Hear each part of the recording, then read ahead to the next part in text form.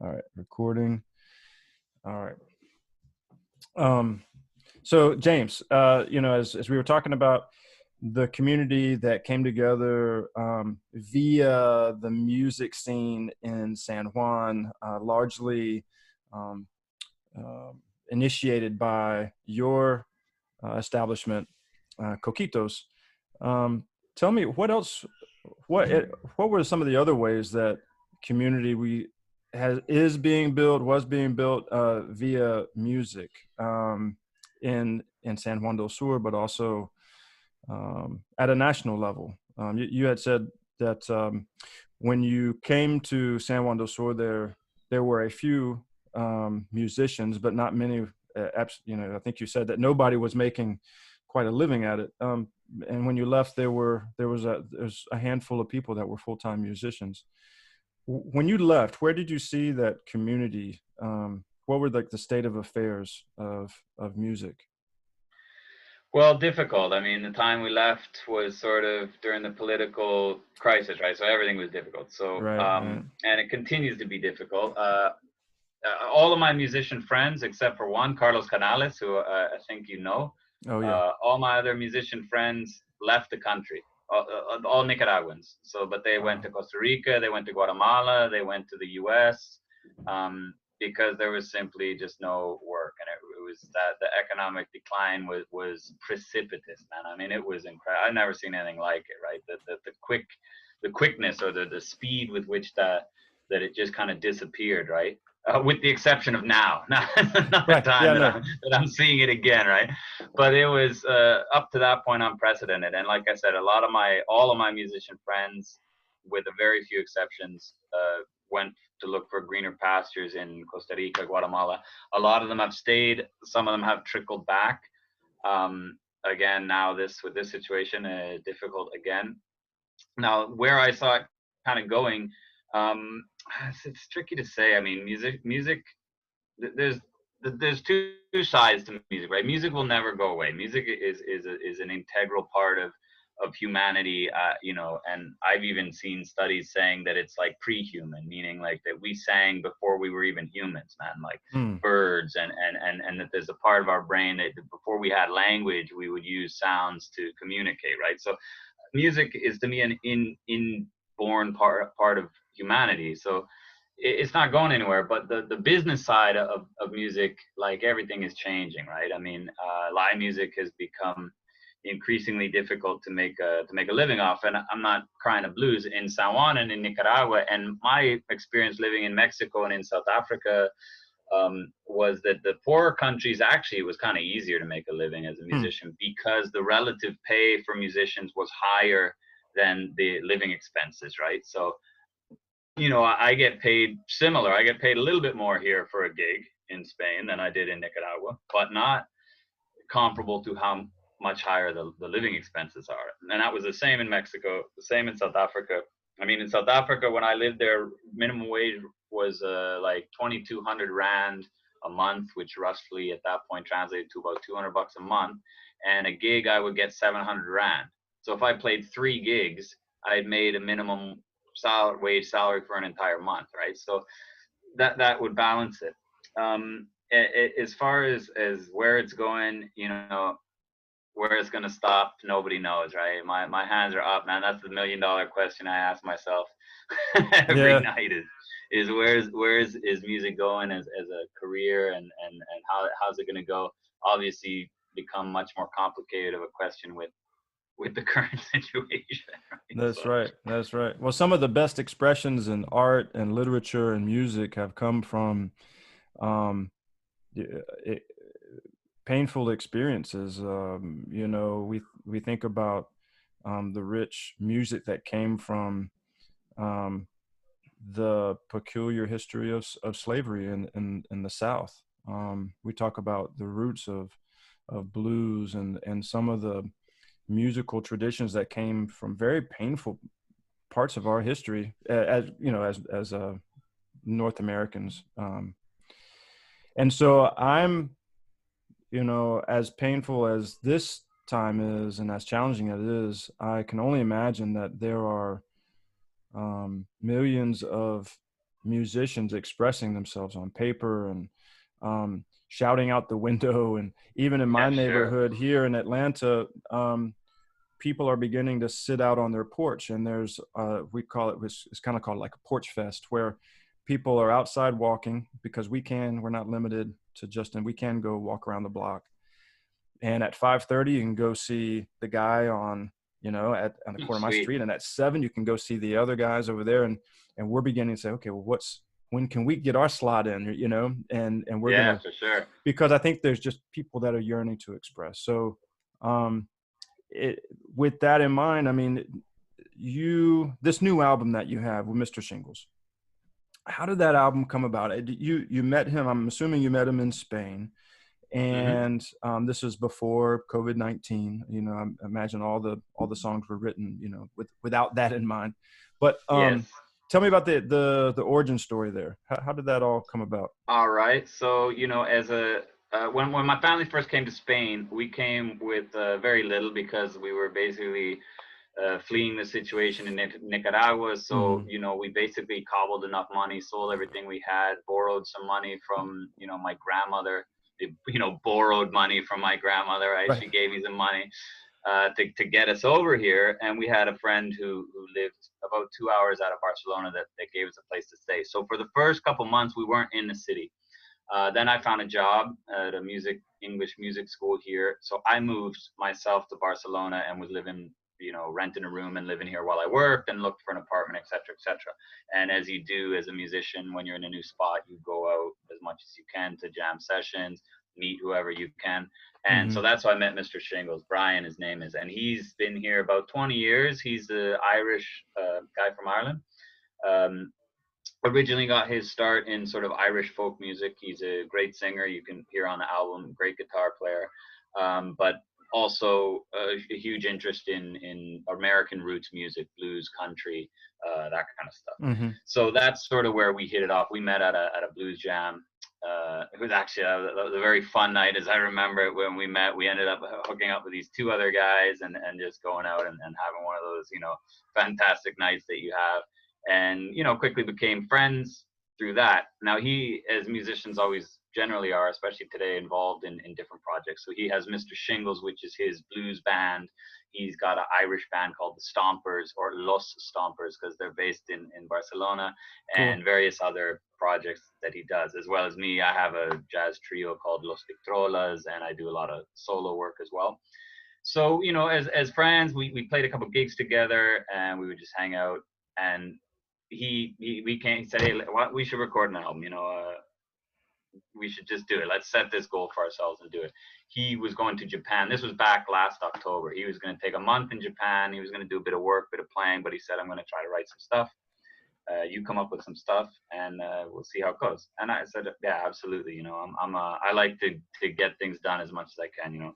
So I wrote a bunch of material. He wrote a bunch of stuff, and we just kind of banged through it with the idea that it wasn't going to be, you know, we weren't going to spend $1 million to go into the Celine Dion studio, and you know, it was supposed to be a roots album. It's an acoustic blues based album, right? So we wanted to capture that kind of spontaneous sound, right? You know, we're not going to like have everything quantized in the computer just so, and auto tune and all that kind of stuff, right? We wanted to capture sort of a live feeling of what this music is. You know, I think it translates much better in that kind of a format than if you go in and make everything clean and you know. So we did some studio stuff like trickery, but not much, right? What you hear is what you get.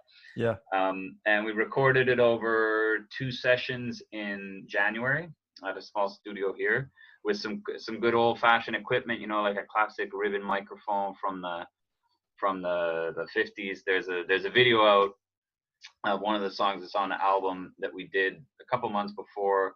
That's all just a one, you know, the old fashioned one mic take. So the guitars, the voices, the harmonica, it's just recorded on one mic, and it's that old classic mic. So it just got a really nice sound for that kind of music. So that was the idea with it. And like I said, in January, we did the sessions, mixed and sort of mastered over February. And then, yeah, just in time for COVID-19, it's ready to be released. So, you know, I mean, good and bad, right? A lot of people are stuck at home. with nothing to do, and they want to hear music, right? So That's right. in some ways, the online promotion has maybe been, I don't want to use the word helped, but maybe helped by a little bit by the situation.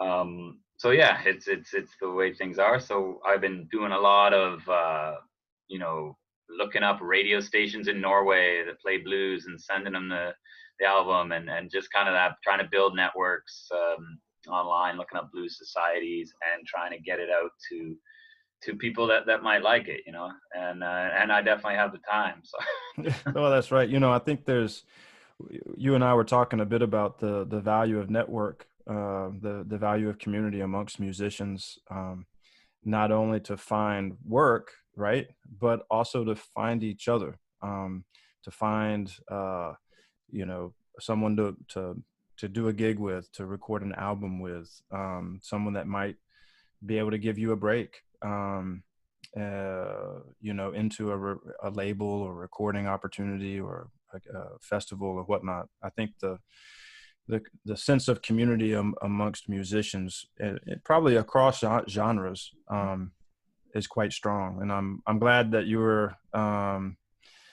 that you found some good folks to play music with, and to continue that, to express yourself and to share what I think is a beautiful form with the world. And so, one of the things we were hoping to do today is catch up on old times, kind of relive some of those fun memories of San Juan del Sur. I know there's a lot of people in San Juan del Sur that are going to be listening to this episode to find out what's going on with you, listen to your music, and hopefully support your endeavors. I mean, you can, just by listening to this music to the album on Spotify, if you already have a membership, the more listens, the more royalties you can get paid. You can buy the album on Apple Music and Amazon and whatnot. You can even make just a tip in the virtual hat that's going around. So we will be, when we publish this, we'll also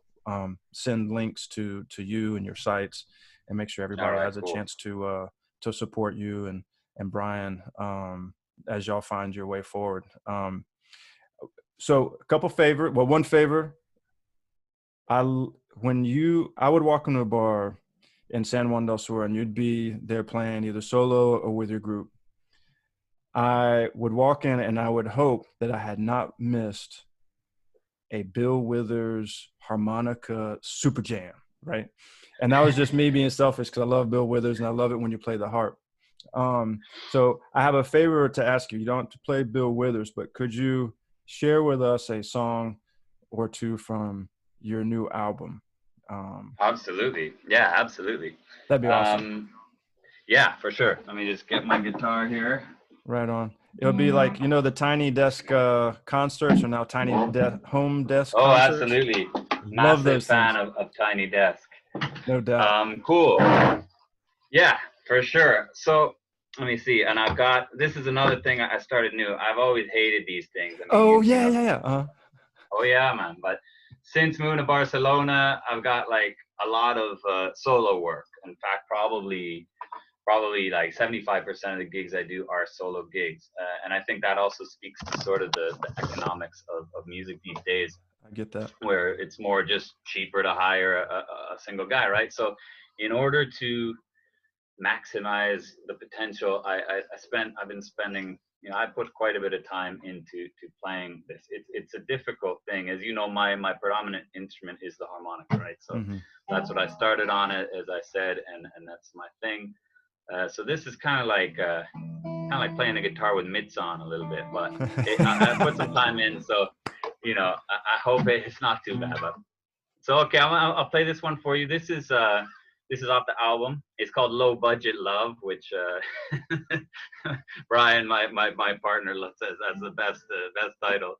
So and it's I'm lucky to have a good wife, which not everyone is, but I'm really fortunate to have like a super solid wife that I love, and that is an excellent mother, and etc. So this is just kind of a sort of typical thank you to a good person for being a good person, and low budget love. Here it goes.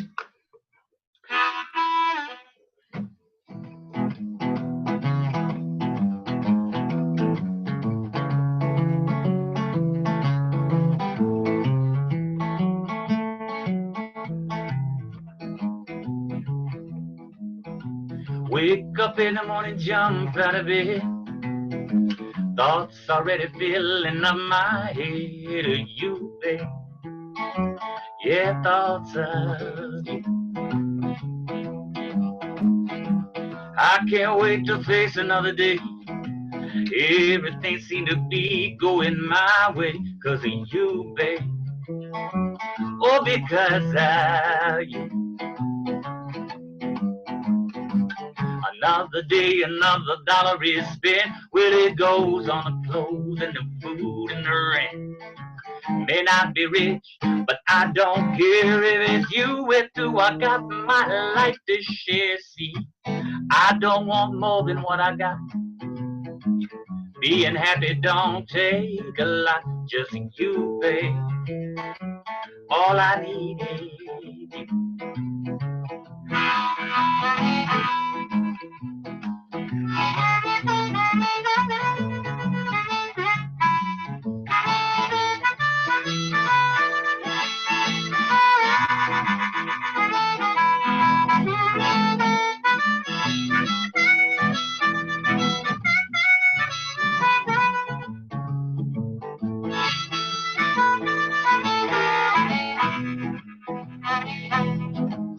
There's no money to eat in a restaurant, but a home cooked meal, that's what I want.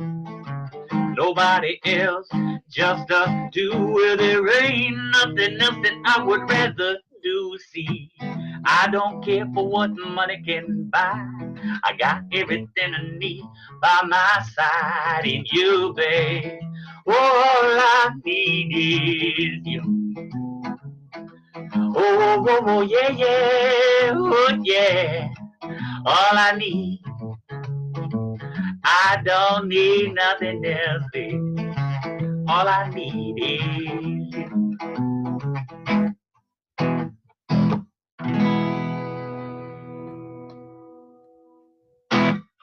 Yes, sir. All right. Yes, sir. There you go, man. Hey, man. So, yeah. So, you want me to do one more? Otra. All right. Yes, why not? I mean, you know, for us, like, one of the things with this lockdown is musicians, you know, we like to play, right? So, hey. You know, now we've been stuck inside, and at least, hey, if I get to play, I'm happy. Well, all right. If you're happy, I'm happy. Off the album. This one is called "Live Your Life." Kind of a lame title, but I couldn't really think of a good title. I'm not really good with titles or band names, stuff like that. So this time, you know, this song is about getting old, right? So you know, a lot of music when they make it, it's made for the young people, especially pop music, right? Because that's who buys music. That's who the companies they market music to. And then when you get old like us, like you got family and you got bills and everything, so sometimes you don't spend as much money on music, and people kind of neglect that market, I think, you know, and in many things. And as I get older, I kind of, you know, I don't know, like older artists and stuff, they have a lot to say and a lot of more. That's one of the things I love about blues and jazz, right? Is you don't get worse, right? Like, you know, it's not like rock and pop where you got like in your 20s, and then once you're older, well, you can't, you know, nobody wants to see a 40-year-old guy with no shirt on rocking out, you know. I mean, it's just that genre, it's just not for that. But blues and jazz and that stuff, reggae music, you know, it gets more and more profound as the years go on. And one example I always think of is Johnny Cash. You know, those last recordings that he did, the American recordings with Rick Rubin and stuff, was by far for me some of his best material. You know, and he was old, but it was just, you know, he had a gravitas and a certain, you know, sound to his voice and just everything that I like. So this song is about sort of the changes that go along with getting older, the surprise that goes along with getting older, because, you know, you don't really feel older. You kind of, but everything is changing. You know, you look in the mirror, you're like, oh God, I got gray hair, and just and you know, it's not like a sadness, but it's just it's something. It's a trip, man. You know, it's a trip as you get older. So this song is about that.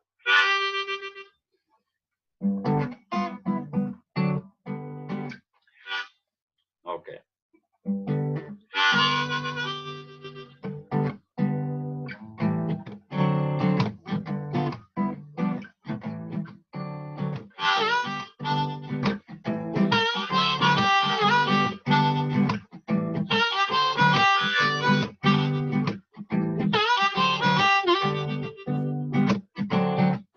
It's a hard world to live in all alone. It's hard when nobody's waiting for you to come home. And the days are all the same, and nobody know your name. It's a hard world to live in all alone. And you don't notice how time slips away. Yeah, the months feel like minutes, but the hours feel like days. Yeah, in the blink of an eye, well, 10 years are gonna pass you by. You don't notice how time slips away. And happiness, that's something that we should share. Because loneliness makes everything harder to bear.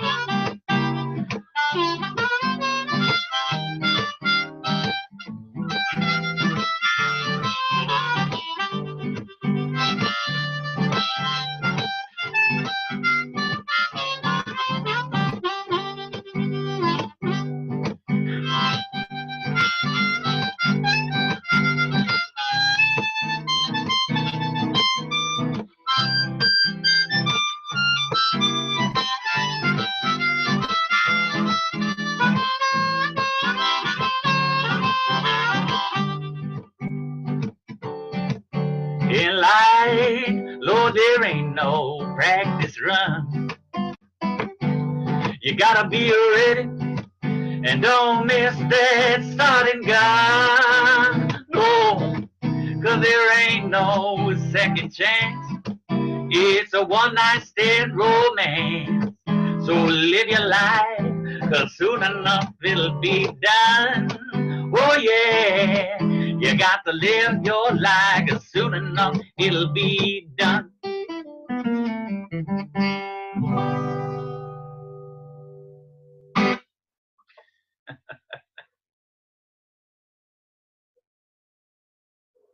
Unmute. I got to unmute my microphone. Ah, there you go. Cool, man.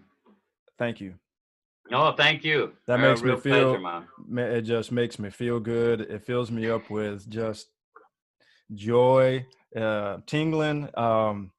So yeah, I Yeah, know. man. Well, thank you. Yeah. Like I say, you know, being stuck inside and not being able to play for people is difficult for musicians. So, you know, even just you, one person play for you, put a smile on your face, puts a smile on my face. You know, like when you talk Yeah. about community with music, music is nothing without community. Like, you know, I had a teacher in university tell me music is meant to be played with and for other people, right? So you can sit in your room and practice, and you have to do that, but it's a social art. You know, it's not like painting a picture.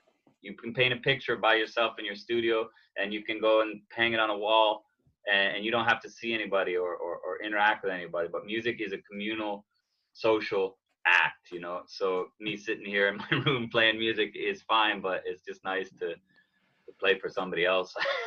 Man, I will call you next week. I know that I know our community is gonna love hearing some music from you as well. So although you're playing for me today, we're gonna put this out early next week, and our hope is that we can bring some joy to many other people that are sitting at home and wish they could go hear some live music. So we're gonna take live music to them, and I wish you the best of luck, James. I look forward to keeping in touch with you. We want to, you know, continue to support musicians like yourself, and if we can do anything to share more about what you're up to, the new album is Sedgewick and Shingles, self-entitled album. I think it's got what, like 20 tracks. It seems like it's a pretty long, pretty full No, album. I forget. No, it's not 20, man. No, It's less, but you know, it's quality. Eh? It's the hey, quality that matters, not the quantity. well, I've Yeah, listened no, to those. it's yeah, Fantastic. cool, man. Well, like again, thank you very much. And yeah, anytime hit me up and say if you'll probably be in San Juan before I will, so say hi to all the peeps for me, man. I will. I will. Well, our best to the family. Stay safe. Enjoy that walk. Hopefully, you Okay. guys can get out, see some nature on Sunday. And Yeah, man, we really looking forward to it. So yeah, all right, man. Thank you again, and hopefully we talk soon. all right, brother. Be All good. right, take care.